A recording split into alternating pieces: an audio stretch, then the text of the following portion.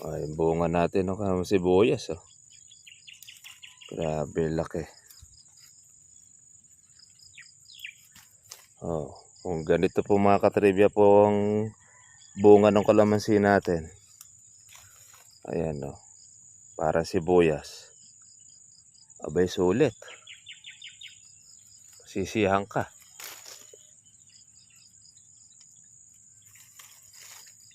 Ayan. Laki.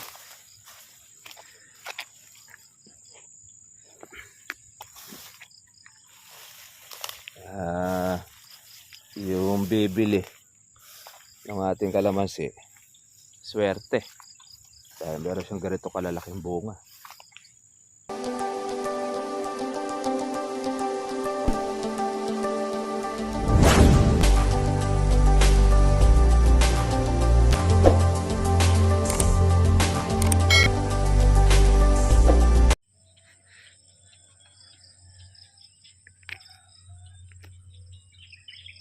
Good morning po sa inyo mga katribya at po sa aking YouTube channel. Kamusta na po kayong lahat? Di ba tayo nakapag-upload po kahapon?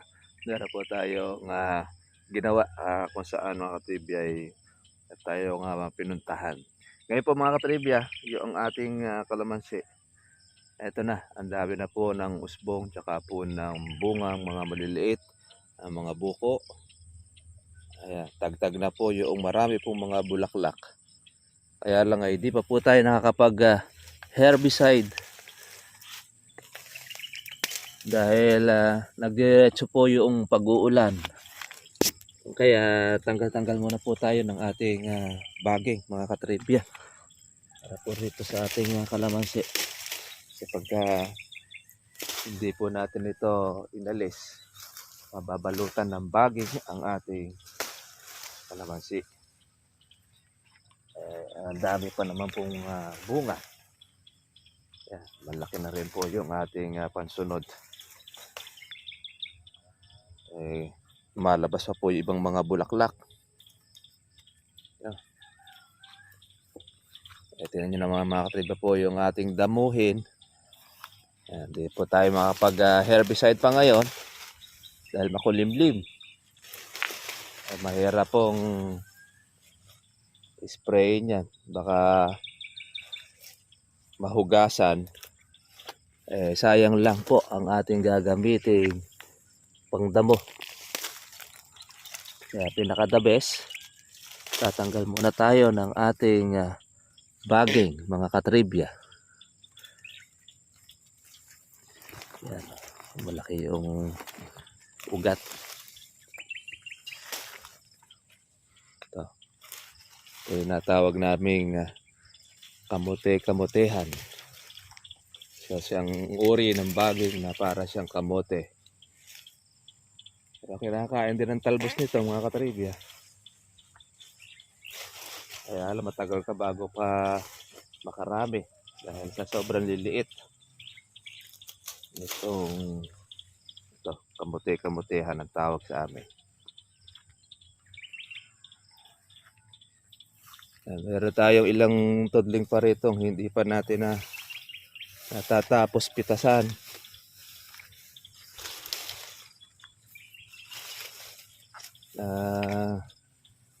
Nabutan po ng ating paglalakad.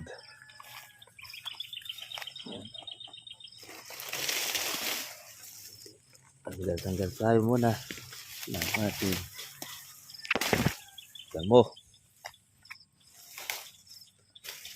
Shoutout natin po yung taga Cebu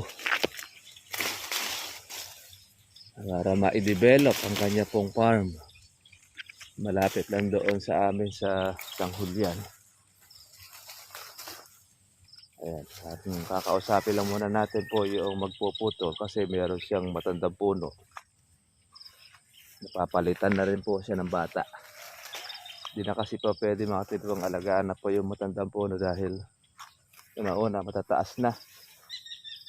Pagkatapos malakas na po yun sa abono. Lalo na sa insecticide.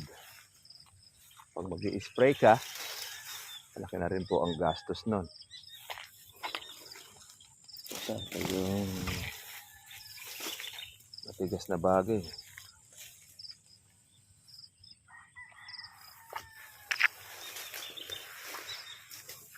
Lahat ng mga dulo ng ating kalamansi ay puno ng mga bukong maliliit.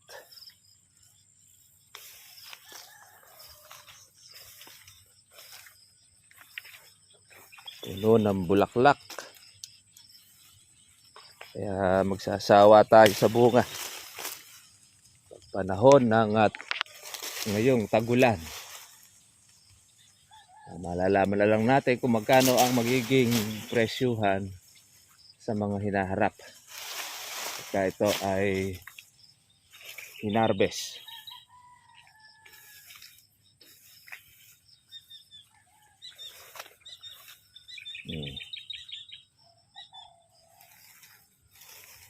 Yung ating natitirang bunga ay ibig-ibig na po na mahinog. Kaya kailangan na po natin itong mapitas. Dahil hindi na siya lalaki. Nasa tama na siya. Kumbaga ang tendency niyan, tutusukin na lang po ng putakte. Yeah. Sa ganda po ang laki niya. Para yung pansunod naman natin, siya naman po ang lumaki. Ang dami pong buko ang liliit. Lumaki na siya.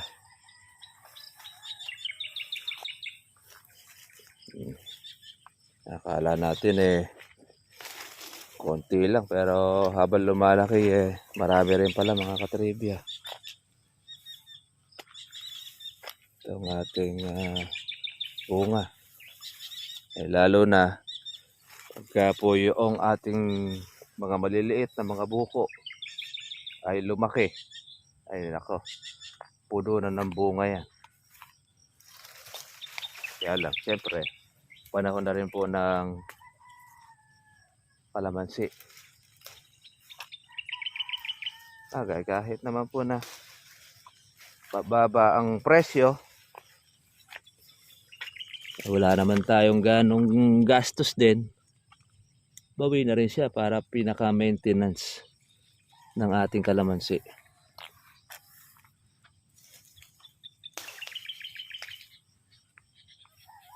Kasi nasasagot niya yung ating maintenance. Hindi na po manggagaling sa ating sariling bulsa, mga katribya.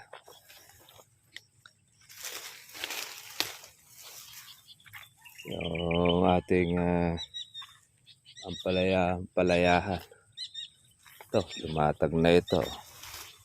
Umabot na yung ating kalamansi sa pagitan. Dahil sa bunga, lumaylay na. Malanggaw-lagaw na rin po yung ating damo. Ang ating sprayin ng herbicide. Kaya kamusta na po sa lahat ng ating po mga ka-farmers, mga katribya. Sana ay nasa mabuti kayong kalagayan, lalo na't ayun na nga, yung gera ng Israel tsaka po ng Iran. Tumataas na naman po uli. Actually, malaki na itinaas po ang ating diesel, katribya. Kaya pisa na naman ulit tayo ng kalbaryo nito sa gera sa Middle East.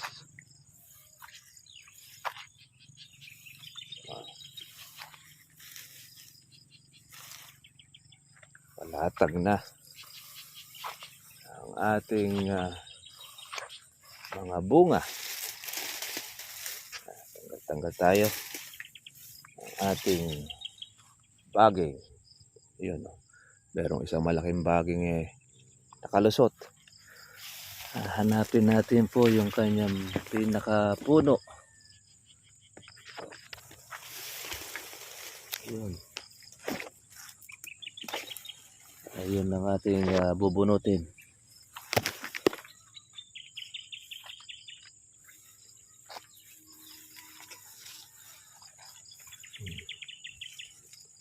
Ayun, lalaki ng ay, bunga natin ng sibuyas. Oh.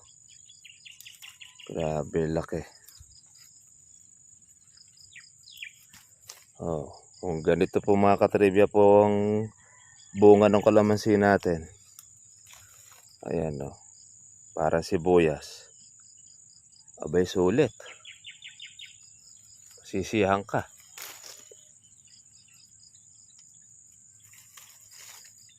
Ayan, laki.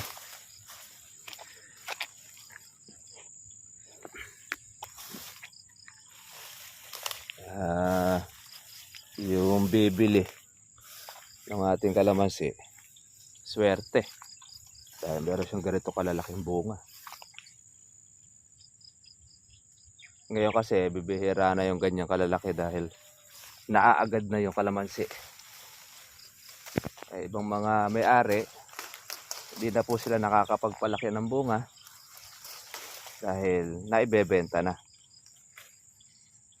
Yung pag lumaki at lumintog na ng kaunti, kung may din at pumasok na sa buyer, pipitasin na po yan ng may-ari.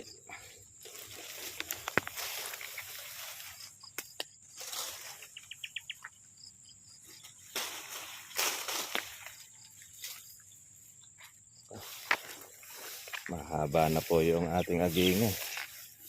Nangangailangan na ng ating pandamo, herbicide. Dahil doon sa walang tigil na pag-uulan, itong mga nakakaraan ay nakabawi ang mga damo. Halos galit na galit sila. At tayo ngayon, ang gagawin natin para hindi tamaan ng ating kalamansi, yan, hinahawi natin ang ating farm.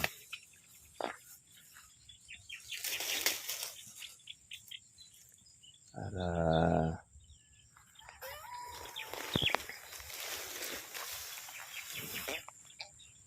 matatakpan kasi siya kapag atin siyang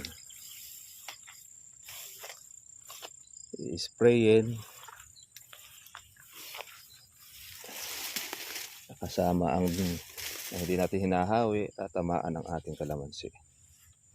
Ayan, lumaylay na. Ang dami pang gasaresa. Oh. Ayan, ganyan yung bunga ng ating kalamansi. Kaya lang ay tumaas na rin ang ating damo. Tumaas ang tensyon ng damo. Ayan. Di pa po natin ito mga katribya po nalalagyan pa ng ating abono. Maganda na yung kanyang itsura. Bunga pa ito ng ating organic fertilizer, yung ating regular na paglalagay. Kaya, okay, solid ang ating organic. Hindi pa natin ito napapalo up ang ating spray ng potash. Na-spray na muna natin po yung ating pang herbicide at saka lang natin siya i-spray ng ating potash.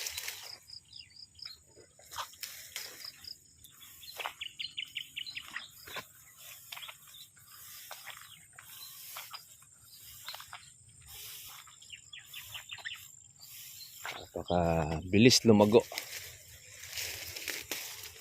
ang damo natin.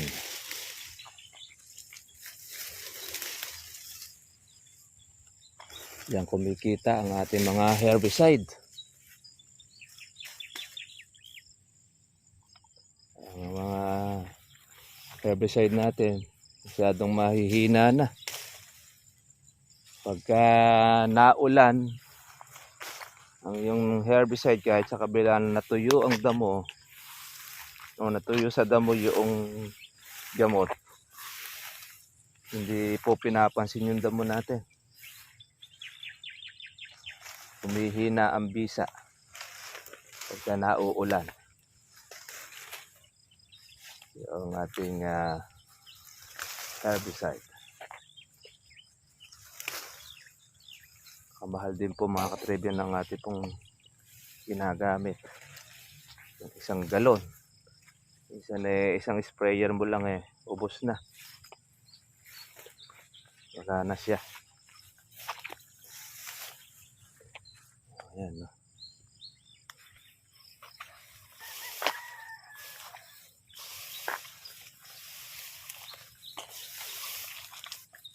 Ayan na.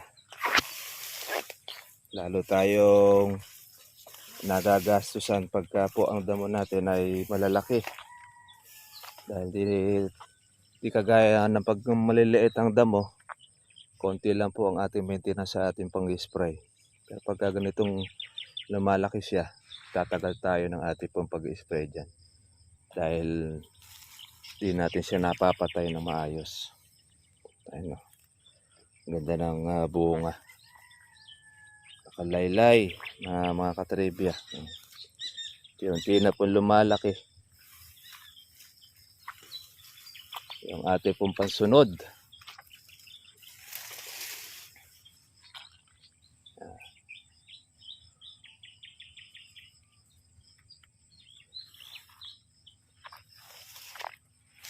Unti na lang po naman yung ating natitira siguro Baka kumuha po ng mga 5 bag. Ito hindi natin natapos. Pero naman noon, papalaki na tayo uli ng ating pansunod. Gaya nito, oh. Laylay yung ating bunga.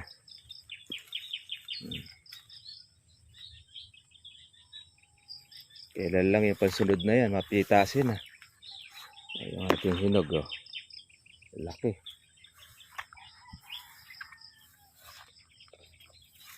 Ito, sarap na ulam. Ang talbos ng ampalaya. Palayang ligaw.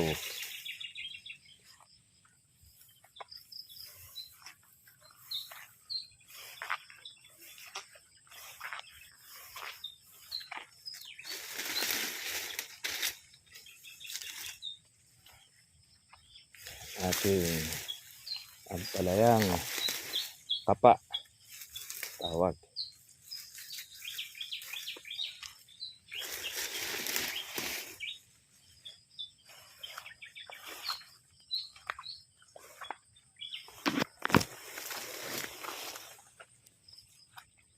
Malaguna, malabong ang ating dahon at bunga. Kasama na sila. Pati damo, malabong na rin. Nangailangan na tayo ng ating pang maintenance.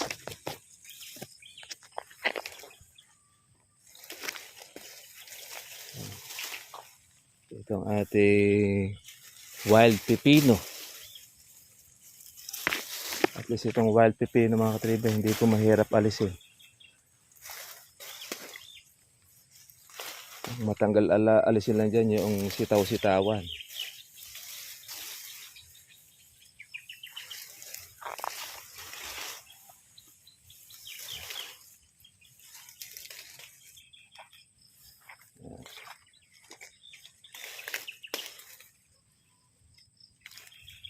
Ating baboy.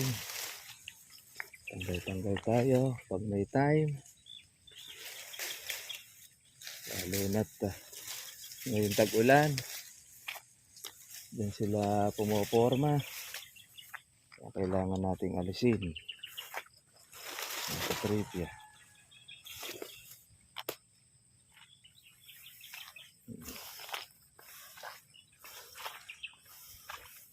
Pahirapan na naman tayo muli sa pagpuksan ng ating mga damo.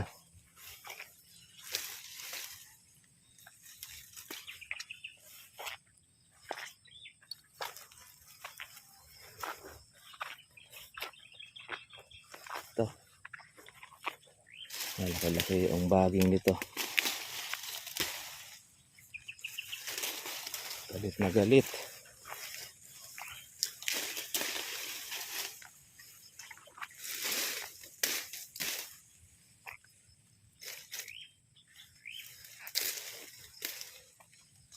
Yung isa na mahirap tanggalin. Sitaw-sitawan. Pinuwersa mo pati bunga nakakalis. Yan sa sitaw-sitawan na ito.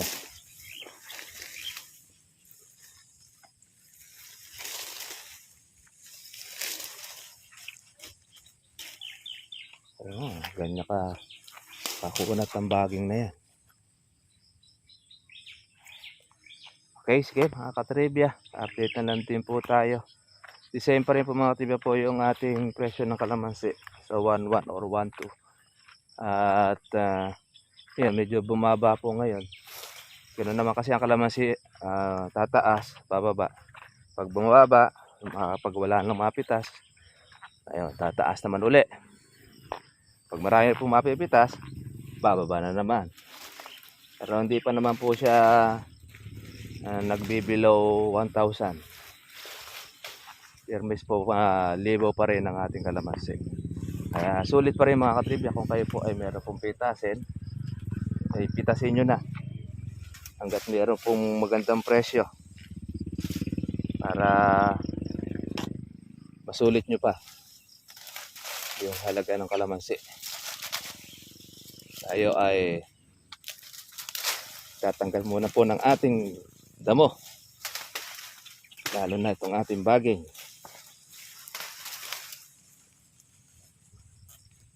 Bunot muna mga katribya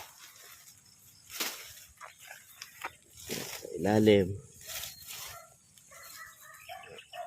Okay. Ito, buti na lang marami po ang ating bunga, kaya swerte, tsaga. Ayun, yung ating pong damo taas na rin. Okay. Ito yung kalatatay na spray na ito ng ating herbicide. Kaya lang mukhang recover yung iba.